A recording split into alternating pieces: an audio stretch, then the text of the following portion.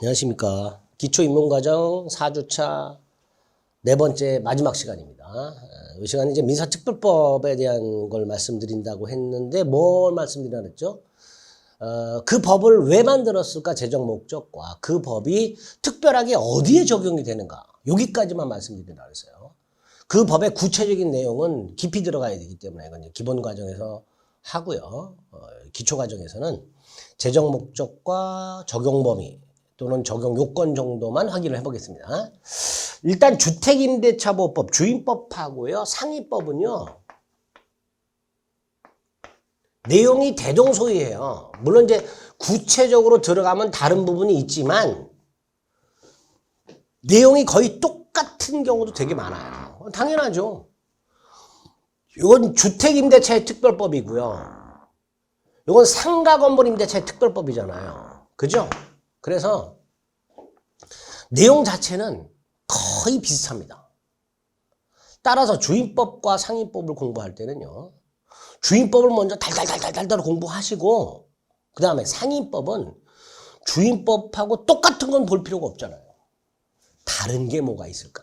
거기에 주목해서 봐주시면 충분히 두 가지 법은 여러분들이 정복할 수 있고 또 시험에서 맞출 수 있고 나중에 실무할 때도 계속 써먹을 수가 있는 거예요.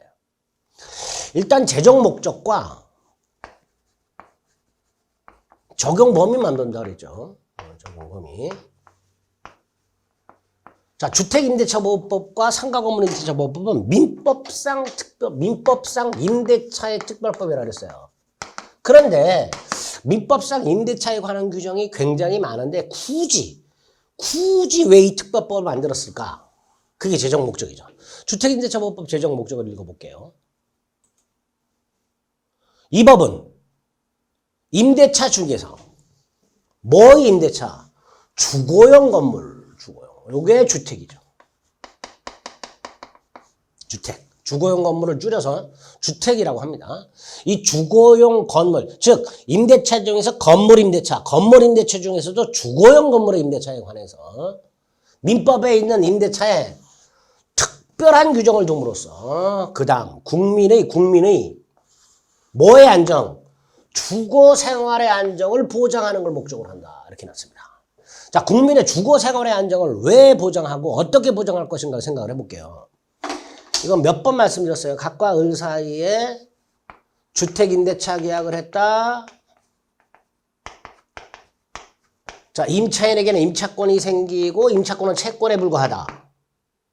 따라서 중간에 갑이 주택을 팔았을 때 원칙적으로 을은 새로운 소유자에게 임차권을 주장을 못하니까 새로운 소유자가 나가달라. 그럼 나가야 되는 문제가 생긴다고 그랬죠. 따라서 을은 집주인이 바뀌었을 때 삶의 터전에서 나가야 된단 말이에요. 주거 생활이 불안정해야 됩니다. 따라서 이거 하려면 어떻게 돼요? 대항력을 인정해줘야 되죠. 대항력. 근데 이 대항력을 인정하는 방법이 이 임차권을 등기하는 방법이 있어요. 근데 임차권을 등기하려면 갑의 동의가 필요해요. 집주인의 동의. 안 해주잖아. 그러니까 결과적으로 민법에서 을이 대항력을 갖는 방법은 등기하는 건데 집주인이 자기 등기부에 임차권 등기되는 거 좋아하지 않잖아요. 그러니까 안 해준단 말이에요. 따라서 특별한 법을 만들어서 이 대항력을 가질 수 있도록 해주는 거예요. 그래서 주임법이나 상임법의 가장 핵심적인 내용이 대항력 부여입니다. 대항력 부여. 두 번째로 갑과 을이 주택 임대차 계약을 할 때 기간을 정하는데 갑이 외국에 유학 간 아들이 6달 지나면 귀국을 한대. 그러니까 6달만 임대를 해. 6달 뒤에 아들이 들어오니까 그땐 집을 비워달라. 그럼 을은 6달 꼴랑 살고 집을 비워줘야 되잖아요. 안 되겠죠. 민법상 임대차는 기간에 대해서 아무런 규정이 없단 말이에요. 그러니까 안 되겠다. 존속기간을 보장해주면 존속기간. 이 보장해줄 필요가 있단 말이죠. 그래서 국민의 주거 생활의 안정의 보장. 이게 두 가지가 되는 거예요. 하나가 새로운 집주인에게도 임차권을 주장할 수 있도록 해주는 거 하고요. 일정 기간을 주거할 수 있도록 보장해 주는 거. 그 두 가지예요.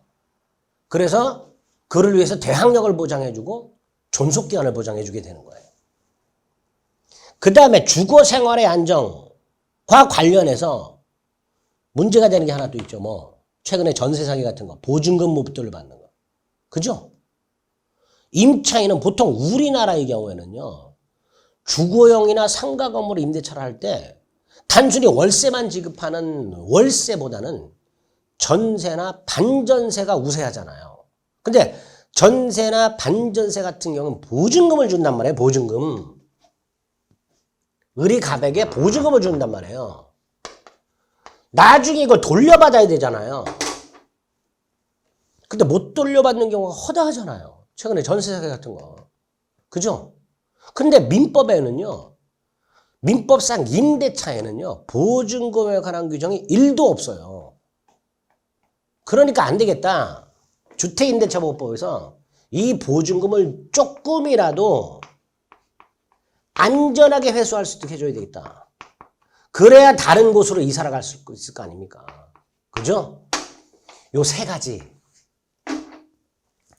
국민의 주거생활의 안정을 보장하려면 현재 살고 있는 곳에서는 대항력과 존속기한을 보장해줘야 되고 임차인이 이사를 가. 그럼 새로 이사 가는 곳에 보증금을 돌려줘야 될 거 아니에요. 그럼 기존 보증금을 회수할 수 있도록 해줘야 될 거 아니에요. 보증금 회수. 이런 것들을 규정함으로써 국민의 주거생활의 안정을 보장을 목적으로 합니다. 그럼 상가건물 임대차는 어떨까요? 영업용 상가건물 임대차에 관해서 민법에 관한 특별 규정을 둠으로써 국민의 주거생활이 아니고요. 경제생활의 안정을 보장을 목적합니다. 무슨 생활? 경제생활. 그럼 이 상가건물 임대차도 주거용 건물의 임대차와 똑같은 문제가 생겨요. 상가건물 주인이 바뀌었어. 나가라 그래. 안 되겠죠. 대항력 부여해야 되겠죠. 또 일정 기간 장사할 수 있도록 존속기간 보장해 줘야 될 거 아니에요. 나아가 보증금 회수 장치도 만들어 놔야 될 거 아닙니까? 그러니까 결국 내용이 똑같아질 수밖에 없는 거예요. 거의. 그죠? 다만 재정 목적이 주택임대차는 주거생활의 안정 보장을 목적으로 한 거고요. 상가건물은 경제생활의 안정을 보장을 목적으로 합니다. 따라서 이 적용 범위에서 약간 달라져요. 특히 인적 적용 범위. 즉 임차인이 누구냐. 주택의 경우에는 주거생활의 안정이잖아요. 자, 법적으로 국민이라 하면요. 인을 말하는 거잖아요. 민법에서는 인. 인은 자연인하고 법인이 있다 그랬잖아요. 그죠? 근데 법인은 주거생활이라는 게 없잖아요. 법인, 주거생활이라는 건 의식주를 말하는데 법인이 의식주 하는 건 없잖아요. 결국 법인이 임차인인 경우에는 주임법은 적용이 안 되는 게 원칙이 되는 거예요. 적용 범위에서. 반면에 법인도 경제생활을 하잖아요. 그죠? 경제생활은 법인이 더 많이 하죠. 따라서 상임법의 경우에는요. 법인이 임차인인 경우에도 원칙적으로 적용이 되는 거예요. 그런 차이가 있을 수 있더라. 재정 목적이 조금 다르기 때문에 적용 범위도 달라질 수밖에 없다. 다만 주거생활의 안정이든 경제생활의 안정이든 그걸 보장하기 위해서는 기본적으로 이 세 가지는 보장을 해줘야 돼요. 그러니까 이것도 그대로 이 내용들이 주임법 상임법에 들어있게 됩니다. 되셨죠? 자, 일단 주임법의 재정 목적, 주거용 건물 임대차에 대한 특기업 특별 규정, 두 번째 국민의 주거생활의 안정의 보장, 이게 목적이라는 거. 자, 그 다음에 이제 보호 내용은 지금 말씀드린 건데, 이건 나중에 이제 구체적으로 할 거예요. 대항력 부여 및 보증금 회수, 존속기간 보장, 요 세 가지가 핵심이고요. 뭐가 핵심이라고요? 대항력 부여, 보증금 회수, 그 다음에 존속기간 보장. 그 다음에 요 존속기간 보장이 중요한데, 최근에 더 중요하게 되는 게 뭐예요? 갱신보장이죠. 갱신보장. 그 갱신을 보장하는 방법 중에 하나가 갱신 요구권이라는 거예요. 이게 문제가 많잖아요. 특히 주임법.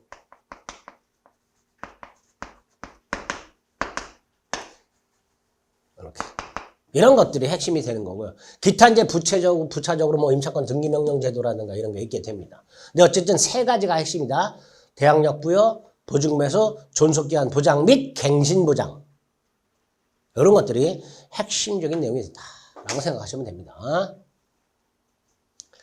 자, 당연히 강행 규정이고요. 주택임대차보호법에 위반한 약정으로서 임차인에게 불리한 것은 무효가 됩니다. 그 다음에 적용 범위를 본다 그랬죠. 주택임대차보호법은 일단 객체가 뭐여야 돼요? 주거용 건물이죠. 그걸 물적 범위라고 해요. 자, 이때 주거용 건물의 전부를 주거용으로 빌렸던 주거용 건물의 일부가 됐든 상관없어요. 전체 건물이 주거용이기만 하면 전부를 빌렸던 일부를 빌렸던 주택임대차보호법이 적용이 되는 거예요. 따라서 주택, 즉 주거용 건물의 일부가 주거용으로 나머지는 비주거용으로 사용되는 경우에도 당연히 주택임대차보호법이 적용이 됩니다. 또 주거용 건물이기만 하면 그 건물이 미등기 건물이든 무허가 건물이든 따지지 않아요. 적용이 됩니다. 여기서 포인트가 뭘까요? 주거용 건물의 기준이 뭐냐 도대체. 보통 건축물 대장에 그 용도가 적혀 있어요. 이 건축물 대장과 같은 공적 장부, 줄여서 뭐라 그래? 공부상 용도 가지고 판단하는 게 아니고요. 이거 가지고 판단하는 게 아니라 실지 용도로 판단합니다. 실지 용도로. 실질적으로 의식주가 이루어지는 공간이라면 주택임대차보호법을 적용하겠다 이렇게 되는 거죠. 다만 우리 여행 가서 여관이나 호텔 같은 거 객실을 빌리잖아요. 임대차죠. 그리고 그 여관이나 호텔의 객실은 우리가 의식주가 이루어지잖아요. 그러니까 여관이나 호텔의 그 객실도 주거용 건물의 일부가 되는 거예요. 근데 거기 잠깐 늘어요. 2박 3일, 3박 4일. 이런 걸 일시사용임대차라고 해요. 일시사용임대차, 여관, 호텔, 숙박계약 여기에 주임법 적용할까요? 안 할까요? 안 하죠. 아니 여행 가서 호텔이나 뭐 이런 거 펜션 2박 3일 빌려서 거기다가 무슨 보증금 회수라든가 대항력이라든가 존속기간 보장을 해줄 이유가 없잖아요. 그러니까 적용 안 된다 이렇게 되겠죠. 그럼 주택의 대지도 적용이 되는데요. 주택의 대지에 적용된다는 건 다른 게 아니고요. 내가 살고 있는데 주택과 땅이 경매가 돼요. 그럼 나는 경매대가에서 보증금을 회수해 나가야 될 거 아니에요. 문제는 주택 경매대가에서는 회수해 나갈 수 있는데 대지 경매대가에서도 회수해 나갈 수 있느냐의 문제가 생기죠. 우리나라는 땅과 건물을 별도의 부동산으로 취급하니까 또 이 법은 주택임대차보호법이지 대지임대차보호법이 아니다 보니까 주택과 땅이 경매가 됐을 때 나는 그 경매대가로부터 보증금을 받아 나가야 되는데 주택의 경매대가로부터만 보증금을 회수할 수 있는지 대지의 경매대가로부터도 회수할 수 있는지 문제가 생기겠죠. 이때 대지의 경매대가에서도 회수할 수 있도록 하기 위해서 대지에도 적용이 된다라고 얘기를 하는 거예요. 주택임대차보호법은 그 주택이 대지에도 적용된다라는 말은 다른 의미가 아니라 대지의 경매대가로부터도 보증금을 회수할 수 있다라는 의미로 이해하시면 되겠습니다. 그 다음에 5번에 주택의 미등기 전세라고 되는데 이 미등기 전세가 뭐예요? 이게 우리가 알고 있는 아파트 전세, 주택 전세예요. 여기서 미등기 전세라는 것은 전세권 등기하지 않은 전세 계약을 말합니다. 전세권을 등기하면 민법상 전세권이잖아요. 전세권 등기를 하면 민법상 물권인 전세권을 갖게 되잖아요. 그거 말고 전세권 등기하지 않은 전세, 이거를 채권적 전세라고 해요. 근데 우리나라 아파트나 주택 전세 계약할 때 전세권 등기 보통 해요 안 해요? 안 하잖아요. 그거를 말하는 거예요. 이렇게 미등기 전세, 전세권 등기하지 않은 전세 계약이 주거용 건물을 목적으로 했을 때는 주택임대차보호법을 적용한다 안 한다? 한다 이런 뜻이죠. 그 정도 적용 범위라고 생각하시면 돼요. 이게 물적 적용. 반면에 인적 적용 범위는 아까도 말씀드렸듯이 국민의 주거 생활의 안정을 보장하기 때문에 임차인이 원칙적으로 자연인인 경우에만 적용이 되고요. 임차인이 법인인 경우에는 원칙적으로 주임법이 적용되지 않습니다. 또 하나 기억하실 게 국민의 주거생활의 안정을 보장하잖아요. 근데 우리나라 지금 외국인 300만 시대잖아. 외국인이 임차인이면 어떡할까?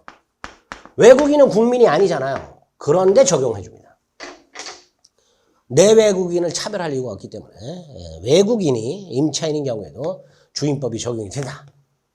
이렇게 주택임대차보호법의 제정 목적과 두 번째 적용 범위 딱 이렇게 주임법을 보고 넘어가시면 돼요. 구체적인 내용은 이제 나중에 이거만 하나 볼까요? 대항력을 어떻게 취득한다 그랬죠? 이거 몇 번 말씀드렸죠. 주택을 인도받고 주민등록을 하면 대항력이 생기는데 자, 이 주민등록을 한다는 건 이 주택 소재지로 주민등록을 옮기는 거예요. 근데 우리 주민등록을 이전할 때 보통 자치센터 가서 어떻게 하죠? 전입신고를 하죠.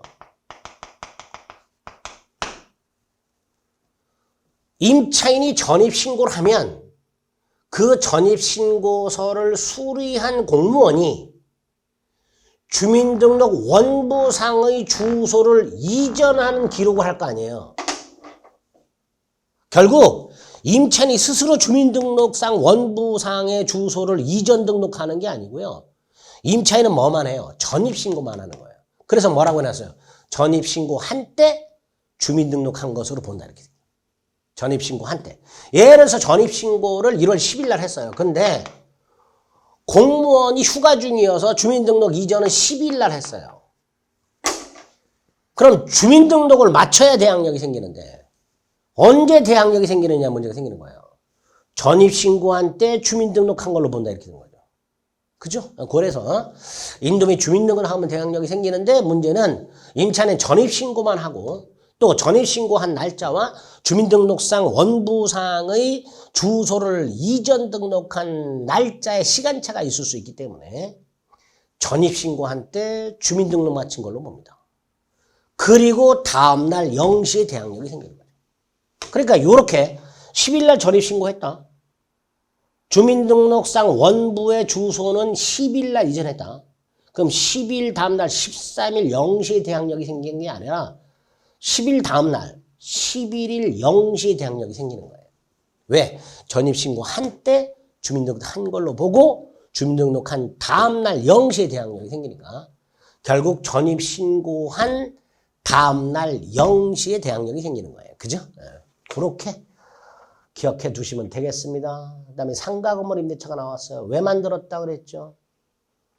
영업용 상가 건물의 임대차에 관해서 민법안 특별한 규정을 둬서 뭘 보장한다고요? 경제생활의 안정 보장한다고요. 따라서 주임법과는 달리 법인이 임차인인 경우에도 적용이 되는 걸 원칙으로 합니다. 두 번째 적용 범위, 물적 적용 범위. 상가용 건물인데요. 이 상가용 건물이 두 가지 요건을 갖춰야 돼요. 하나는 사업자 등록이 가능해야 돼요. 두 번째 영업용 건물이어야 돼요. 그 건물에 전부가 아니라 주된 부분이 영업용이에요. 영업용. 그러니까 공장 창고 같은 건 안 되는 거죠. 공장은 물건을 제조하고 창고는 물건을 보관하지 공장 창고에서 영업을 하진 않잖아요. 그죠? 그러니까 공장 창고 임대차는 제외되는 거예요. 자, 상가 건물 임대차 보호법이 적용이 되려면 그 상가 건물이 사업자 등록이 가능해야 되고요. 두 번째, 영업용 상가 건물이어야 되고요. 그 다음 또 하나, 이게 이제 주임법하고 다른 건데, 주택임대차보호법은 보증금이 얼마냐를 가지고서 주임법을 적용할 것인가 말 것인가를 판단하지 않아요. 다시 말해서, 주택임대차보호법은 주거용 건물이기만 하면, 보증금이 얼마인지와 상관없이 주택임대차보호법이 적용이 돼요. 그런데 상가 건물 임대차보호법은 보증금이 일정액 이하일 때만 적용이 돼요. 여기에만 적용이 돼요. 기준이 있어요, 상인법에. 상인법에서 정해놓은 기준 금액을 초과하면, 올해도 여기 나왔죠. 상인법은 적용이 안 돼요. 이게 원칙이야. 물론 예외적으로 적용되는 게 있어요. 원칙은 적용이 안 되고 예외적으로 적용되는 경우는 있단 말이에요. 예외적으로. 상위법 규정 중에서 이 초과 임대차에도 예외적으로 적용을 해주는 게 몇 개 있어요. 그걸 이제 최근에 시험 문제 냅니다. 내는데 일단 기본적으로 상가 건물 임대차는 주임법과는 달리 법에서 정한 보증 금액을 초과하지 않는 경우에만 적용되는 걸 원칙으로 합니다. 그리고 이 기준 보증금은 환산보증금이라는 개념을 써요. 주택임대차는 환산보증금이라는 개념이 없어요. 근데 상가건물 임대차는 환산보증금이라는 개념이 있습니다. 환산보증금은 뭐냐? 보증금 플러스 월세. 상위법에서는 월단위 차임이라 그래요. 우리가 아는 건 뭐예요? 월세 곱하기 100. 요게 환산보증금이에요. 이 환산보증금이 이 금액을 초과하지 않을 때 적용이 되는 거예요. 자, 서울 같은 경우에 환산보증금이 얼마예요? 9억 원이잖아요. 9억 원. 이걸 초과하면 상위법은 적용이 안 된다라는 거예요. 예를 들어서 서울에 보증금이 3억, 월세가 700. 그럼 환산보증금이 얼마예요? 3억 더하기 700만 원 곱하기 100이니까 7억이잖아요. 그럼 합이 얼마예요? 10억이잖아. 그럼 상위법은 적용된다 안 된다? 안 된다라는 거야. 이렇게 상가건물임대처보호법은 재정 목적이 국민의 경제생활의 안정보장이고요. 두 번째 적용 범위에 관해서 인적 적용 범위 법인이 된 경우에도 적용이 된다는 거. 주임법과 다른 점. 두 번째 영업용 상가건물이고 사업자 등록이 가능하면서 and 보증금이 일정액 이하일 때만 적용이 되고 그 보증금은 환산보증금을 기준한다라고 생각하시면 됩니다. 그럴 때 적용이 된다. 됐죠? 뭐 그 정도 기억하시면 됩니다. 나머지 내용은 거의 똑같아요. 인적 적용 범위 법인인 경우에도 적용이 되고요. 대항력, 주택임대차는 인도와 주민등록이죠. 상가건물은 인도와 사업자 등록 신청 이렇게 됩니다. 사업자 등록 신청, 사업자 등록증 교부가 아니고요. 상가건물을 인도받고 뭘 하면 사업자 등록을 신청하면 대항력이 생기도록 하고 있습니다. 이런 것들이 상위법이다. 그리고 이제 나중에 주임법을 열심히 한 다음에 상위법은 차이가 뭐가 있을까? 그런 것들. 오늘도 벌써 차이가 있잖아요. 재정 목적과 적용 범위에서 차이가 있잖아요. 그죠? 내용 같은 거는요, 비슷한 게 많아요. 똑같은 것도 있고. 근데 이제 다른 점에 주목해서 공부를 해주시면 되겠습니다. 됐고요. 또 상위법이랑 권리금 회수를 또 보장해주고 있죠. 권리금 회수 관련된 내용도 상위법에서 조금 자세히 봐야 됩니다. 자, 세 번째 특별법이 집합건물의 수비 관리 관한 법률이죠. 아파트 생각하시면 되는데요. 일단 이건 재정 목적 몰라도 돼요. 적용 범위 몰라도 돼요. 집합건물법은요. 그냥 법 내용 자체만을 물어봅니다. 거의. 재정 목적이라든가 적용 범위 같은 건 몰라도 되고요. 신경 안 써도 되고. 그 법의 구체적 내용을 봐야 돼요.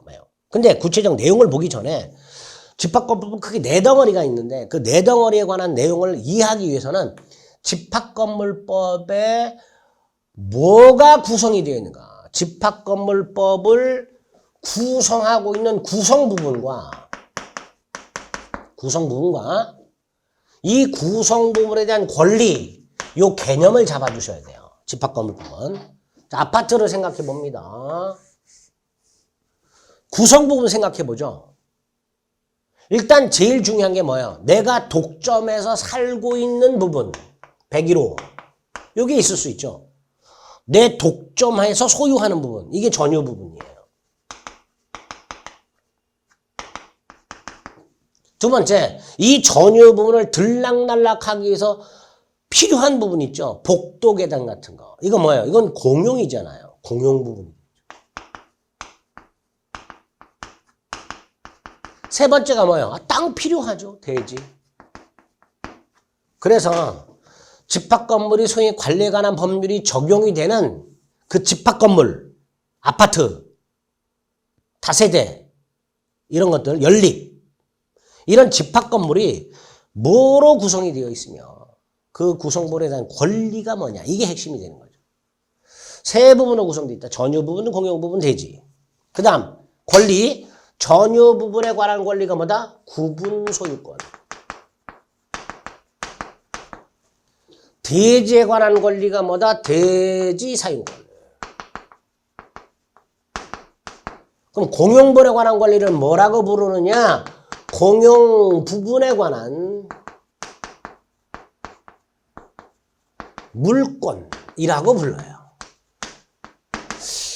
이것도 그냥 공용 부분권, 공용 부분 공유권 이렇게 부르면 참 좋은데 그렇게 따로 이름을 붙이진 않고요. 그냥 공용 부분에 관한 물권이라고 부르는 거예요. 여기서 조심하실 것은 전유 부분에 관한 권리와 공용 부분에 관한 권리가 별개라는 거예요. 그렇죠? 전유 부분에 관한 권리는 구분 소유권이라고 부르는 거고요. 복도 계단에 관한 권리를 구분 소유권이라고 부르진 않아요. 복도 계단에 관한 권리는 공용 부분에 관한 물권 이렇게 되고요. 요때요 공용 부분에 관한 물권과 대지 사용권은 보통 공유 지분권이 되는 거예요.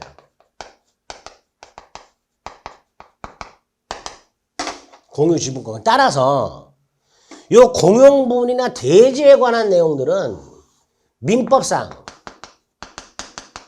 공유와 관련된 내용이 굉장히 많이 나와요. 비슷한 게. 민법상 공유와 관련된 내용들이 많이 있어요. 근데 그거하고 좀 다르겠죠.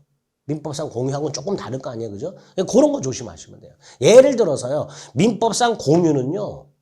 공유물을 전부를 사용할 수 있도록 되어 있어요. 그런데 집합건물법에서는 용도에 따라 사용하라고 되어 있어요. 용도에 따라. 조금 다르잖아요. 그죠? 어쨌든 집합건물법은 이렇게 기본 과정에서는 딱 이렇게 구성 부분과 그 구성물에 관한 권리가 뭐냐 딱 요것만 기억을 해두세요. 요것만 기억을 해두시고 그 다음에 그 내용이 뭐냐 하면 중요한 게 요 공용물에 관한 내용하고요.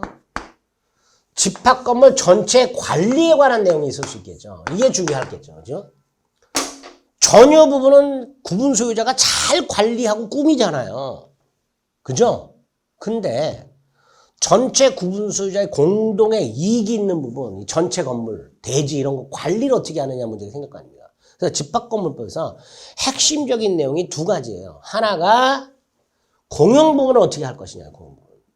또 하나가 전체 관리를 어떻게 할 것이냐. 이 두 덩어리가 가장 핵심적인 내용이 되고요. 이 두 덩어리에서 시험 문제가 자주 나오게 됩니다. 근데 이 두 덩어리는 나중에 기본 과정 가서 할 건데요. 그 중에서 자주 나오는 것만 할 건데 하기 전에 어떻게 구성이 되어 있고 각각 어떤 권리가 존재하고 있는가 정도는 꼭 기억을 해 두실 필요가 있다 해서 기초과정에서 이 부분을 설명을 드린 거예요. 나머지는 쳐다도 보지 마세요.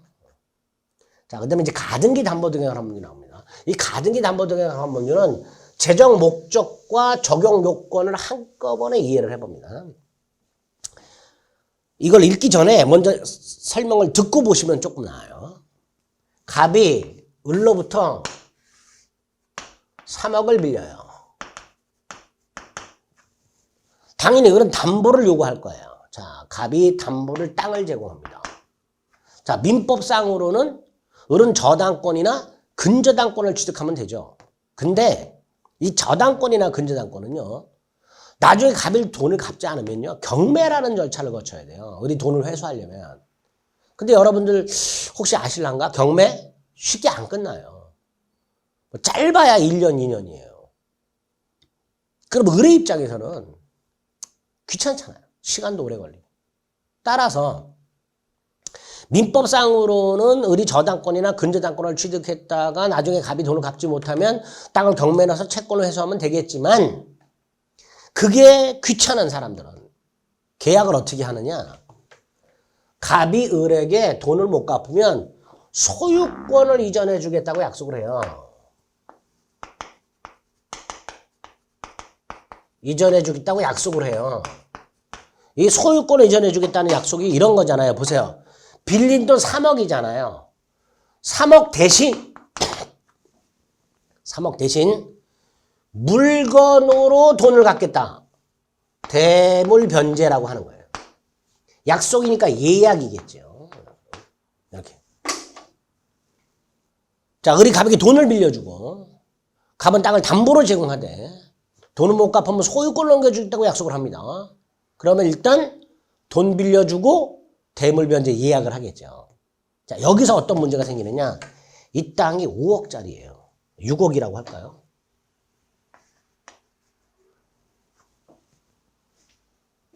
그러면 나중에 예를 들어서 1년 뒤에 돈을 갚기로 했다. 근데 돈을 못 갚아. 그럼 우리는 얼마짜리 가져가요? 6억짜리를 가져가요.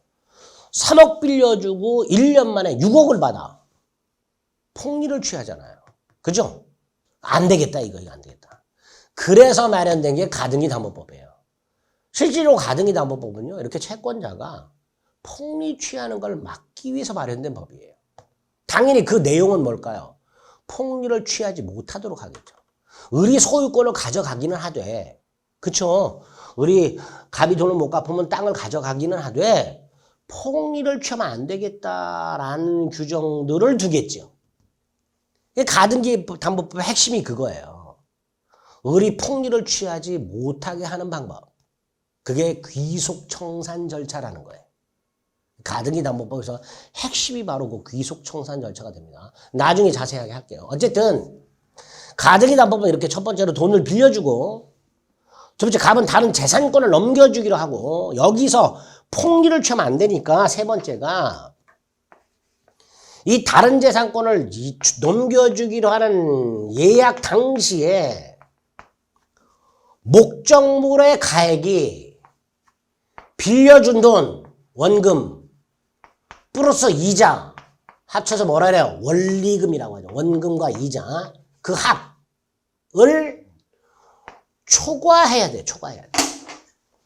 만약에 3억을 빌려주는데, 갑이 돈을 못 갚으면 넘겨주기로 하는 땅, 가격이 2억밖에 안 된다. 그럼 나중에 그런 폭리를 취할 가능성이 있어요, 없어요? 없잖아요. 3억 빌려주고 2억짜리 받는데 뭐. 그럼 가등기 담보법은 적용 안 하는 거예요. 자, 가등기 담보법이 적용이 되려면, 자, 만든 이유, 폭리 방지. 그리고 적용이 되려면 그 폭리 방지 목적에 따라 빌려준 돈이 있고, 다른 재산권을 넘겨주기로 약속을 하는데, 그 약속을 할 당시에 이 재산의 가액이 원리금의 합을 초과해야 돼요. 그죠? 자, 네 번째. 나중에 갑이 돈을 못 갚게 되면 갑은 땅 소유권 넘겨줘야 되니까 땅을 다른 데 빼돌리는 일이 생길 수 있잖아요. 그럼 결과적으로 의뢰 입장에서는 갑이 돈을 갚지 못했을 때 이 소유권을 안전하게 가져오는 장치가 필요하잖아요. 그래서 네 번째, 의뢰 이름으로 가등기를 미리 해두거나 가등기 또는 아예 의뢰 이름으로 소유권 등기를 넘겨줍니다. 자, 이 가등기를 해주는 걸 가등기 담보라고 하고요. 소유권 등기 해주는 게 양도 담보가 있고 매도 담보가 있어요. 그중에 이제 양도 담보만 생각합니다. 그러면 갑소유 땅 등기부를 떼어봤을 때 의뢰 이름으로 가등기가 되어 있으면 이 가등기는 우리가 물권법에서 봤던 청구권 순위보존 가등기라는 게 있었죠. 그죠? 그거일 수도 있고, 담보 가등기일 수도 있다. 담보 가등기. 또 의뢰 이름으로 소유권 등기가 되어 있더라. 소유권일 수도 있고 양도 담보일 수도 있어요. 그럼 무슨 생각을 해요? 어떻게 구별하지? 등기부상으로는 구별이 안 돼요. 등기부상으로는 구별이 안 돼. 그러니까 머리가 아픈 거야. 구별이 안 되니까 이 눈을 뜨고 있어도 구별이 안 돼요. 그럼 어떻게 구별해야 되나요? 뭐 여러분이 왜 구별해 그거를? 문제에서는 구별해서 나와. 문제 자체에서 구별하라 이거 안 나와요. 문제 자체가 구별을 해서 출제를 해요. 그러니까 여러분이 시험 볼 때는 구별 안 해도 돼. 나중에 이제 실무할 때 그럴 때는 이제 구별하는 안목이 필요한데요. 그건 나중 문제고. 어쨌든 이렇게 가등기 담보 등에 관한 법률이 적용이 되려면 총 4가지 요건을 갖춰야 돼요. 빌려준 돈이 있어야 되고요. 다른 재산권을 넘겨주기로 약속을 해야 되고요. 그 약속할 당시에 목적물의 가액이 원리금의 합을 초과해야 되고요. 네 번째, 채권자 이름으로 가등기나 소유권 등기가 되어 있어야 돼요. 이제 가등기가 되어 있는 걸 담보가등기, 가등기 담보라고 하고요. 소유권 등기가 되어 있는 걸 양도 담보라고 부르게 됩니다. 여기까지. 가등기 담보등기에 관한 법률은 바로 이 비전형 담보를 규율하는 건데요. 비전형 담보가 뭐라고요? 가등기 담보, 양도 담보, 매도 담보라는 게 하나 돼요. 그건 나중에 보고요. 채권자가 돈을 빌려주면서 채무자가 담보물을 제공하되 거기다 저당권 따위를 설정하는 게 아니고 소유권 이전 가등기나 술권 등기를 격려하게 됩니다. 그리고 나중에 그 소유권을 가져오게 되는 거죠. 그래서 돈을 빌려주면서 부동산에 대해서 돈을 못 갚으면 이걸 넘겨준다고 약속을 하게 되고 돈을 못 갚게 되면 채권자가 소유권을 가져가게 되고 그러기 위해서 일단 채권자의 이름으로 가등기나 소유권 이전 등기를 미리 해주는 이런 걸 규율할 목적으로 마련된 게 가등기 담보등기에 관한 법률이다라고 생각하시면 됩니다. 됐죠? 그리고 가등기 담보가 뭔지 양도담보가 뭔지 말씀을 드렸어요. 적용요건 보세요. 빌려준 돈이 있어야 돼요. 이걸 소비대차 채권이라고 합니다. 다른 재산권을 넘겨주기로 약속해야 돼요. 대물변제 예약이라고 그랬어요. 그 약속 당시 목적물가액의 원리금합을 초과해야 되고요. 마지막으로 채권자의 가등기나 소유권 이전 등기가 되어 있어야 됩니다. 요 네 가지를 기억을 해주세요. 올해 요게 나왔어요. 올해 요거 가지고 문제 푸는 게 나왔습니다. 다음 중 가등기 담보 등에 관한 법률이 적용되는 경우는 이런 식으로 이것도 딱 네 가지 기억을 해두시면 되겠습니다. 실행은 이제 구체적 내용이니까 나중에 보고요. 마지막 부동산 실거래자 명의등기에 관한 법률 보겠습니다. 자, 이 부동산 실거래자 명의등기에 관한 법률은 왜 만들었을까요? 당연히 이름 그대로 부동산한 소유권 같은 거, 그 밖에 물건, 저당권, 지상권 같은 거 이런 것들을 실제 권리와 일치하게 하라 이거죠. 왜? 남의 이름으로 부동산에 사놓는 경우 있잖아요. 투기 목적 같은 거, 탈세 목적 같은 거, 이런 탈법 목적으로 내 건데 남의 이름으로 해놓는 경우 많잖아요. 특히 사업하시는 분들은 어때요? 자기 이름으로 부동산 갖고 있어요? 안 갖고 있어요? 안 갖고 있잖아요. 친인척 이름으로, 친구 이름으로 해놓는 경우 많잖아요. 그러니까 그거 때려잡으려고 만든 거예요. 부동산 등기제도를 악용해서 투기, 탈세, 탈법 등 행위를 방지하고 부동산 거래를 정상화시키고 가격 안정을 도모할 목적으로 만들어졌단 말이죠. 말은 멋있는데 실제 권리자 이름으로 등기해라. 그게 부실법의 목적이 되는 거예요. 여기서 명의라는 건 이름을 말합니다. 부동산을, 토지 또는 건물을 실제 권리자 이름으로 등기해라. 안 해? 이행 강제금 부과하고 벌칙 부과하고 막 그러죠. 그죠?